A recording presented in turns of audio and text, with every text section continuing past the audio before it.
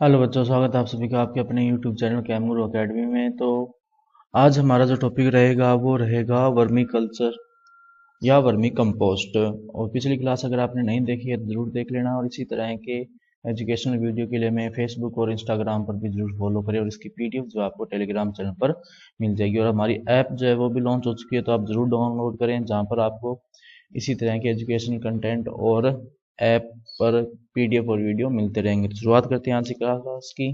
तो आज हमारा जो टॉपिक है वो है वर्मी कंपोस्ट।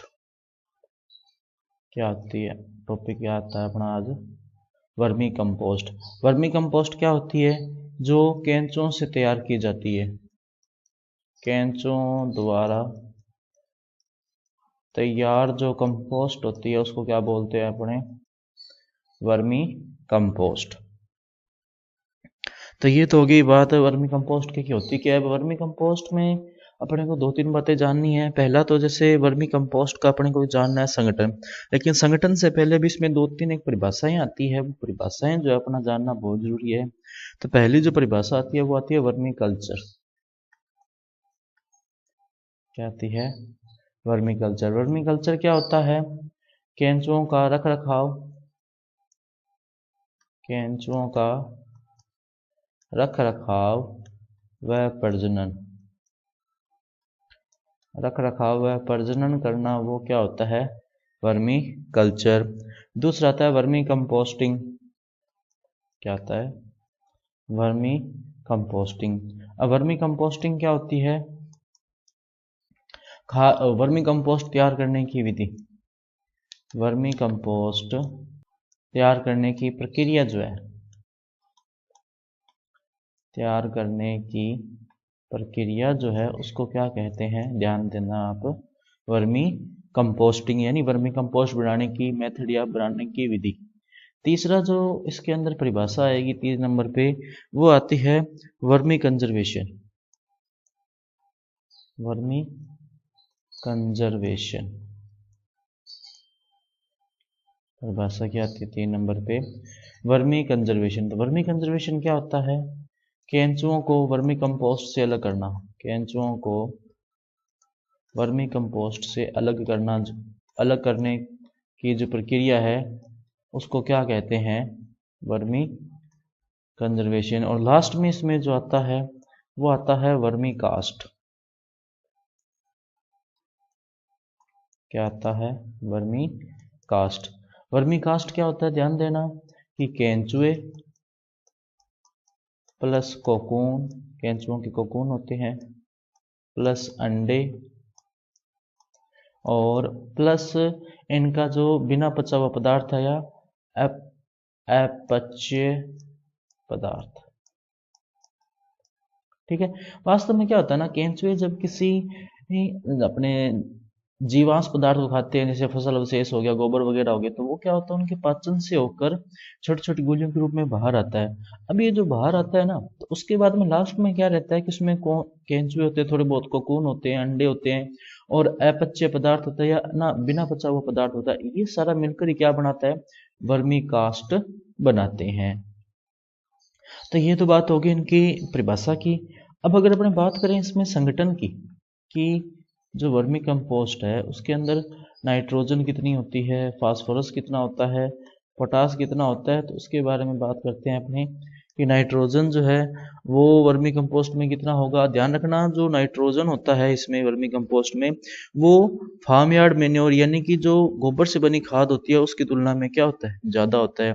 तो बात करें अगर अपने नाइट्रोजन की, तो नाइट्रोजन होता है इसके अंदर लगभग 1.75 से 2.5%। वहीं बात करें अगर फास्फोरस की, तो फास्फोरस इसके अंदर होता है लगभग 1.5 से 1.8%, 1.8%। और वहीं बात करें अगर इसमें पोटास यानी पोटेशियम की, तो वो होता है लगभग 1 से 1.5%, यानी 1 से 1.5%। तो ये इसमें क्या होता है? संगठन होता है। और ध्यान रखना कि इसमें 8 गुना एक्टिनोमाइसिटीज पाई जाती है, एक्टिनोमाइसिटीज पाई जाती है। किसकी तुलना में? गोबर की खाद की तुलना में। तो और एक और बात, आपने को पता है कि इस चैप्टर में से जो 4 नंबर का बड़ा क्वेश्चन आने वाला है, तो वर्मी कंपोस्ट जो होता है वो आपके लिए बहुत इंपॉर्टेंट हो जाता है, ये टॉपिक जो है वर्मी कंपोस्ट, क्योंकि 8 बड़ा क्वेश्चन जो है वर्मी कंपोस्ट से आ सकता है 4 नंबर का, या जो जैव उर्वरक है उसमें से आ सकता है अगर एक ही क्वेश्चन आता है, लेकिन अगर वो छोटे छोटे हिस्सों में तोड़ देता है तो फिर वो कुछ भी पूछ सकता है। तो ये हो गया संगठन। अब इसके बाद में अपने बात करते हैं केंचुओं के प्रकार। केंचुए तो भारत में ध्यान दो, जो मतलब भारत में तो क्या पूरे विश्व में लगभग 2500 से 3000 जो प्रजातियां हैं वो केंचुओं की पाई जाती है। उसमें से लगभग भारत में जो 350 प्रजातियां हैं, और उसमें से भी 293 स्पीसीज जो ऐसी हैं वो अपने कह सकते हैं कृषि के लिए क्या होती हैं, उपयोगी होती है। तो सबसे पहले बात करें अगर केंचुओं में, तो केंचुओं की जो पहली स्पीसीज आती है वो आती है एपिजिक। कौन सी आती है? एपिजिक। और ध्यान रखना जो इस किस्म के केंचुए हैं वो 1 मीटर गहराई तक जो है वो खोद सकते हैं जमीन को, या 1 मीटर गहराई की जो है वो सुरंग खोद सकते हैं। अगर इसमें बात करूं मैं मुख्य उदाहरणों की, तो जैसे आइसिनिया फोएटिडा हो गया, आइसिनिया फोएटिडा। दूसरा इसके अंदर जो आता है वो आता है पेरेनिप्स। कौन सा आता है? पेरेनिप्स आर्वासिकोली, पेरेनिप्स आर्वासिकोली। तीसरा जो आता है वो आता है इसमें फेरेटिमा एलोंगेटा, फेरेटिमा एलोंगेटा। ठीक है, ये हो गया इसके अंदर। उसके बाद में दूसरा इसके अंदर अगर अपनी बात करें तो वो आता है इंडोजिक। कौन सा आता है? इंडोजिक। ये ध्यान रखना 3 मीटर की गहराई तक जो है वो सुरंग खोद सकते हैं, इसीलिए ये जल निकास के लिए उपयुक्त होते हैं। लेकिन ये इस प्रजाति के जो केंचुए वो वर्मी कंपोस्ट बनाने के लिए उपयुक्त नहीं होते, क्योंकि 3 मीटर गहराई तक वो चले जाएंगे तो फिर क्या ही खाएंगे। और ध्यान रखना कि इस प्रजाति के जो केंचुए होते हैं वो 90% तो क्या खाते हैं? कृषि अवशेष। नहीं, 90% तो क्या खाते हैं? मिट्टी खाते हैं। वो 90% क्या खाते हैं, ध्यान देना, मिट्टी। और 10% जो है वो कृषि अवशेष खाते हैं। उसके बाद में तीसरा जो आता है वो आता है डायोजिक। तीसरी जो किस्म आती है इसके अंदर वो कौन सी आती है? डायोजिक। या तीसरी जो प्रजाति आती है वो आती है डायोजिक। ये 1 से 3 मीटर की गहराई तक जो है वो सुरंग खोद सकते हैं। अब अगर अपने बात करें यहाँ पे जो राजस्थान में केंचुए पाया जाता है ना, राजस्थान में, वो कौन सा है? आइसिनिया फोएटिडा। कौन सी प्रजाति है? आइसिनिया फोएटिडा। अब इस प्रजाति के जो केंचुए है वो राजस्थान में पाए जाते हैं और इसके लिए उपयुक्त भी है। दूसरा कि ये जो केंचुआ है वो 10% तो क्या खाता है? मिट्टी। 10% क्या खाता है? मिट्टी। और 90% जो है ये क्या खाता है? फसल अवशेष, या अपन कह सकते हैं गोबर वगैरह जो होते हैं वो खाता है ये। तो यही चाहिए अपने को, क्योंकि केंचुए खाद गोबर से और फसल अवशेष से ही बनती होती है। अब इसमें अगर अपने बात करें इसकी लंबाई की, आइसिनिया फोएटिडा की, तो जो लंबाई है इसकी वो होती है लगभग 3 से 4 इंच, 3 से 4 इंच। और भार जो इसका होता है, भार होता है लगभग 1 से 1.5 ग्राम। भार कितना होता है बच्चों, ध्यान देना इसमें कि लगभग 1 से मतलब आधा से 1 ग्राम, 1 से 1.5 ग्राम नहीं, 0.5 से 1 ग्राम जो है इसका क्या होता है? भार होता है। और रंग जो होता है इसका लाल होता है। इसका रंग क्या होता है बच्चों, ध्यान देना,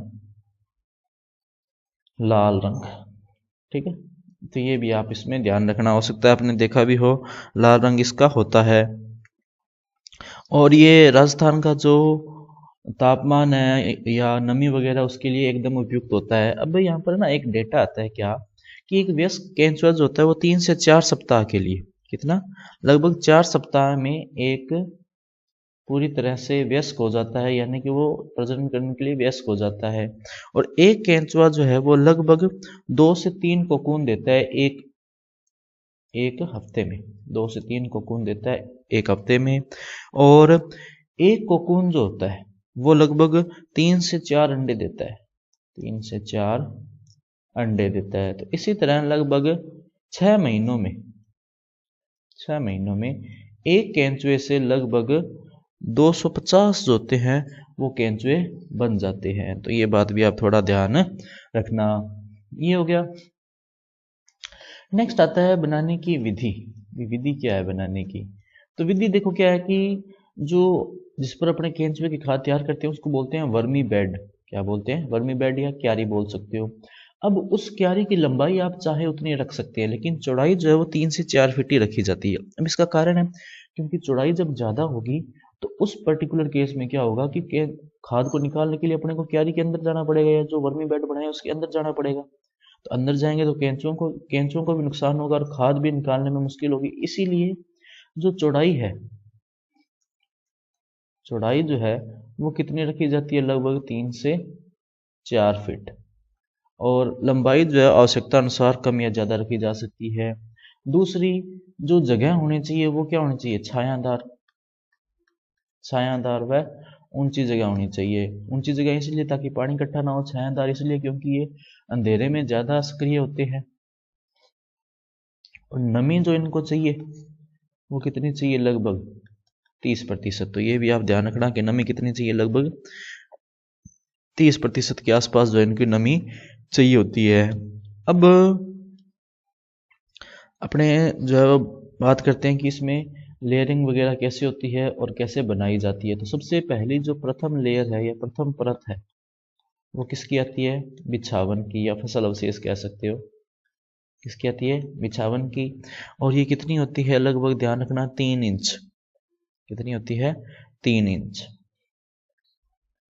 उसके बाद में दूसरी परत जो आती है वो आती है गोबर की। क्या आती है? गोबर की। और इसकी जो मोटाई रखते हैं वो लगभग कितने रखते हैं? 2 इंच। अब एक बात यहाँ पर ध्यान देना कि पहली परत जब अपन लगा देते हैं उसके ऊपर पानी का छिड़काव करते हैं, फिर ऊपर क्या डाला जाता है? गोबर डाला जाता है। फिर ऊपर से दोबारा बिछावन, फिर गोबर, और इस तरह जितनी भी परत लगाते जाते हैं हर बार पानी का छिड़काव किया जाता है। जैसे कि पहले बिछावन लगाई तो पानी छिड़क दिया थोड़ा, फिर गोबर डाल दिया, फिर पानी छिड़क दिया, फिर ऊपर बिछावन डाल दी, फिर पानी छिड़क दिया, फिर ऊपर गोबर डाल दिया। इस तरह से लगातार करते जाते हैं। और ये लगभग जो है वो कितने ऊंचाई तक रखना है?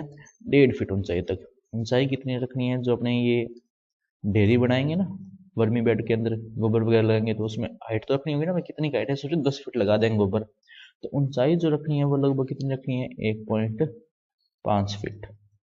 ठीक है, तो ऊंचाई जो है वो इतनी ही रखनी है।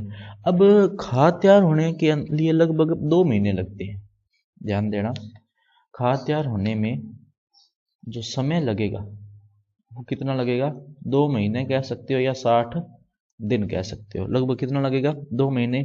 जब खाद तैयार हो जाती है, ध्यान देना यहाँ पे, जब खाद तैयार हो जाती है, खाद तैयार हो गई अगर, तो पानी का छिड़काव बंद।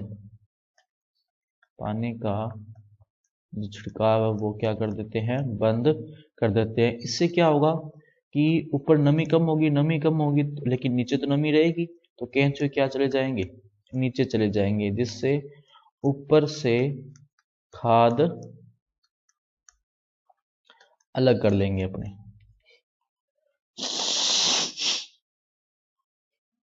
ऊपर से खाद क्या कर ली जाएगी? अलग कर ली जाएगी। क्वेश्चन आता है कई बार कि जब वर्मी कंपोस्ट तैयार हो जाएगी तो पानी का छिड़काव बंद क्यों कर देते हैं? क्योंकि पानी का छिड़काव बंद करेंगे तो ऊपर से नमी समाप्त हो जाएगी, लेकिन केंचुओं को तो नमी चाहिए। लेकिन जो वर्मी कंपोस्ट के जो नीचे वाला हिस्सा है वहां पर तो अभी भी नमी है ही, तो केंचुए नीचे जाने लगते हैं। तो केंचुए जब सारे नीचे चले गए तो ऊपर से खाद को निकाल लेंगे, जिससे उसके अंदर केंचुए नहीं आएंगे। तो यही कारण होता है कि पानी का छिड़काव क्या कर दिया जाता है? बंद कर दिया जाता है। अब अगला अगर अपने बात करें इसमें उपयोग की, तो देखो उपयोग कैसे किया जाएगा। नेक्स्ट क्या आता है? उपयोग। तो उपयोग की अगर अपने बात करें तो ये लगभग 2.5 से 3 टन प्रति हेक्टेयर के हिसाब से अपने को प्रयोग करना होगा। किसके लिए? जब अपने अपने बुआई कर रहे होते हैं तो। लेकिन अगर कोई सामान्य फसल है, सामान्य फसल जैसे गेहूं हो गया, सरसों वगैरह, या ग्रेन्स जितने भी हैं धान वगैरह के लिए, उसमें कितना यूज करना है? लगभग 5 से 6 टन प्रति हेक्टेयर। 5 से 6 टन प्रति हेक्टेयर। और जो सब्जियों वाली फसलें होती है, सब्जियों में वो कितना, 10 से 12 टन प्रति हेक्टेयर के हिसाब से इसको यूज करना पड़ेगा। तो इसकी मात्रा क्या लगेगी, ज़्यादा लगेगी। बाकी इसमें इतना ही आता है लगभग, और बाद में इसमें जो उपयोग दिए हुए हैं बुक में वो आप उसको पढ़ सकते हैं। ध्यान देना बच्चों कि यहाँ पर आपको जो करवाया जा रहा है वो पूरा मतलब ऐसा नहीं है कि बुक की हर एक लाइन आपको करवाई जा रही है। यहाँ पर आपको मोटा मोटा समझाया जा रहा है कि चीज़ें हैं क्या, कैसे चल कैसे रही है। जैसे कोई डेटा वगैरह है, कोई टेबल वगैरह आ गई, तो वो बुक में दी हुई है ऑलरेडी, तो वो अपने यहाँ पर करके इसमें वीडियो को लंबा नहीं करेंगे। तो बस आज की क्लास में अपने इतने रखते हैं। अगर आपका इससे रिलेटेड कोई डाउट या कोई सजेशन हो तो आप हमें कमेंट सेक्शन में बता सकते हैं। अगर आप इसकी पीडीएफ डाउनलोड करना चाहते हैं तो आप हमारी ऐप जरूर डाउनलोड करें, वहाँ पर आपको इसकी पीडीएफ मिल जाएगी। और इसी तरह के एजुकेशनल कंटेंट के लिए हमें इंस्टाग्राम और फेसबुक पर जरूर फॉलो करें। तो मिलते हैं अगली क्लास में, तब तक के लिए पढ़ते रहिए। नमस्ते।